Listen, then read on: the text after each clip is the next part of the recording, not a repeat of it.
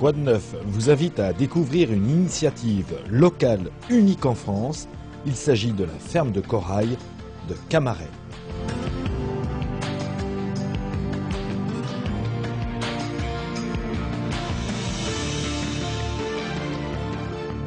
Nous allons donc vous expliquer comment elle fonctionne, qui sont ces jeunes créateurs.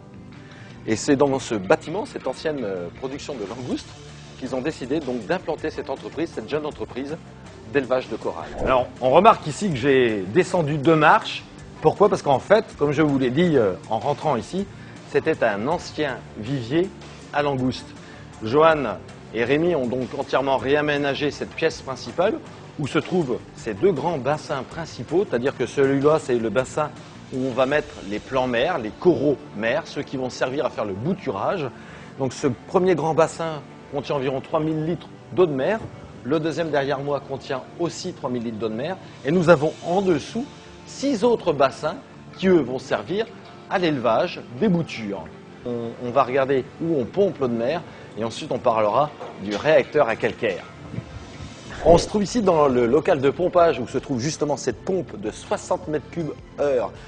Elle va être utilisée lorsque les marées sont hautes. Pourquoi lorsque les marées sont hautes? Pour avoir une meilleure qualité d'eau et des éléments nutritifs qui vont servir ensuite dans les grands aquariums que l'on a vus dans la ferme de corail. Donc de préférence, cette pompe ne sera utilisée que lorsqu'il fera beau et lors des marées, des grandes marées ou des marées hautes. Alors voilà, on se trouve ici dans les bassins de décantation. Alors les bassins de décantation, c'est quoi? Eh bien, c'est en fait les bassins qui viennent recevoir l'eau de mer qui est pompée grâce à la pompe de 60 mètres cubes que nous avons vu dans le local tout à l'heure. Alors cette eau de mer, elle est pompée, elle est stockée ici dans ce bassin de décantation, puis elle sera aspirée par ce tuyau-là, par une autre pompe qui va venir remplir plus haut à une sorte de château d'eau. Ce château d'eau a un petit trou et ce trou va servir à alimenter les bassins où sont stockés les coraux. Donc par simple gravité, l'eau va s'écouler dans ces tuyaux pour aller alimenter les bassins de corail. Et il y en a 2 et nous sommes sur le premier bassin de décantation. On se retrouve dans la pièce du début de l'émission où nous avions expliqué qu'il y avait ici les bassins avec les pieds mers, les pieds de corail mer. Donc ici nous avons un goutte à goutte. Ce goutte à goutte, il provient en fait du château d'eau, du grand château d'eau dont je vous ai expliqué tout à l'heure que l'eau était pompée en hauteur et par simple gravité, cette eau redescend naturellement, alimenter ici ces bassins. Alors je suis avec Rémi. Ça va? Oui, oui, ça va. Alors ici, on est devant des appareils un peu bizarres. Qu'est-ce que c'est que ce genre d'appareil là? C'est ce que nous, on appelle un réacteur à calcaire. Un réacteur à calcaire. Alors, je vois qu'il y a des choses à l'intérieur. C'est quoi ces trucs-là? Alors, ces choses, ce sont des coraux morts. Ce sont des branches de coraux morts. Ici, on voit des grosses particules, c'est des grosses branches. D'accord. Mais finalement, ici, on retrouve du gravier qui n'est ni plus ni moins que du gravier corallien qui était du corail mort. D'accord. Alors pourquoi ce système-là? C'est quoi le gaz là? Le gaz qui est dans cette bouteille, c'est du dioxyde de carbone, du CO2. Ce que nous, on rejette, on aspire de l'oxygène et on rejette du CO2. Oui. Le CO2 a la capacité à dissoudre les coraux morts. Ah d'accord. Il va dissoudre le corail, le squelette, qui est composé de calcium. Donc il dissout le calcium qui repart dans l'eau. D'accord. Pour nourrir les coraux que l'on a. Ah d'accord, donc ça va remonter comme ça, le calcium remonte en hauteur ici. Voilà. Et puis repart, ça arrive, voilà, exactement. Ça arrive dans ce petit tuyau Tout à là. fait. Alors on va le montrer ici à la caméra, le petit tuyau. Il est là. Donc ça c'est... Voilà, ça c'est de l'eau de mer, mais qui est chargée en calcium, qui est plus chargée que l'eau de mer du bassin. De Camaret, d'accord. Et ça c'est pour nourrir les coraux. Alors maintenant on va aller voir un petit peu comment on fait du bouturage. Déjà, précaution, je mets un peu d'eau au fond. Alors cette eau tu l'as pris dans un aquarium. Dans un des aquariums. L'eau est la même partout dans tous les bassins, à quelque chose près. Alors, cette méthode de bouturage que Rémi nous montre s'applique aux coraux durs. Elle nécessite de manipuler le corail en douceur pour ne pas trop le stresser. De l'eau provenant de l'aquarium est déversée au fond du bac pour garder immergés les 2 morceaux de bouture qu'il va couper avec une pince. Après avoir replacé le plan mer dans le bassin, Rémi fabrique à l'aide de 2 morceaux de ciment les supports. Il y applique une encolle spéciale pour faire tenir les 2 morceaux de bouture. Je dose pas, hein, je le fais à l'œil à peu près. Alors, on a vu les agriculteurs de la mer, maintenant on a les mailletés de la bouture.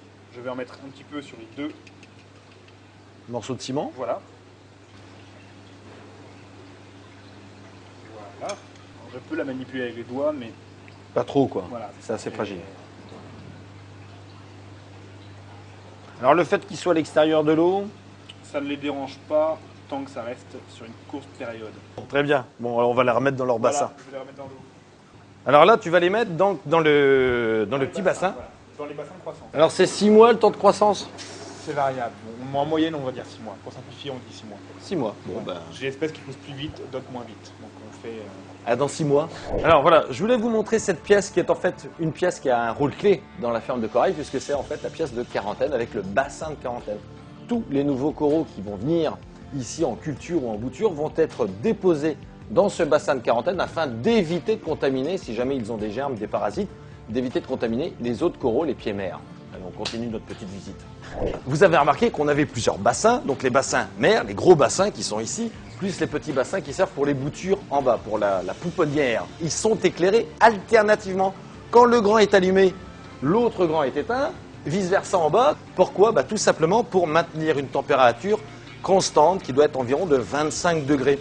Et ce qu'il faut savoir aussi, c'est que la lumière n'a pas qu'un rôle de chauffage pour l'eau, elle a aussi un rôle de photosynthèse, car le corail se nourrit également grâce à la photosynthèse. Alors des bassins, il n'y en a pas que 3-4 comme ça, il y en a plein. Regardez, il y en a beaucoup. On arrive ici à une quantité assez extraordinaire de bassins pour pouvoir produire 800 boutures par mois. C'est pas formidable? Bonjour les petits. Alors ici on est dans des bassins de croissance, mais des bassins de croissance des coraux mous. Alors on va monter à l'étage, parce que vous voyez il y a plusieurs bassins, voilà, c'est acrobatique. Et là nous avons, dans ce bassin, on va plusieurs petits coraux mous.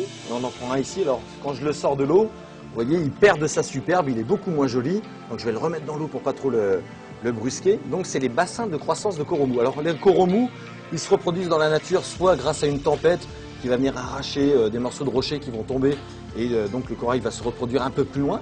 Et ici, dans ces bassins de croissance, on va simplement prendre un morceau de ce corail mou et il va se fixer naturellement sur un morceau de caillou, un morceau de rocher, et il va se développer naturellement, sans intervention autre que le phénomène naturel de la reproduction de ce corail. Alors ici, on est devant un aquarium qu'on n'a pas vu, qui est beaucoup plus petit que les autres aquariums. Pourquoi? Parce qu'en fait, c'est tout simplement l'aquarium des expéditions.